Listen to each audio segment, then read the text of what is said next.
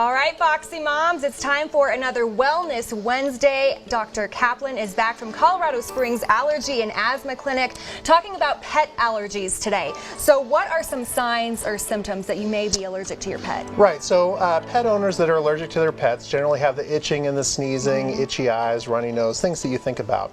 But the timing can be very important as well. So when we have patients come in saying they get worse in the wintertime, so December, January, February, if their allergy symptoms are worse, oftentimes that's the pet allergy because we close up our house, we close up our windows, recirculate the air, so they're actually worse in the wintertime. So everything's just kind of stuffed up in there because you're not getting any ventilation, really. No fresh air, they're around that cat or dog, dander specifically, and they get worse. Okay, so it's dander that is the part of the animal that causes it? Correct, yeah, so people think it's the fur, but it's actually the little skin scale that comes off the fur. So animals will have the protein in that skin scale, kind of like dandruff for adults, or in the urine or saliva of the pet.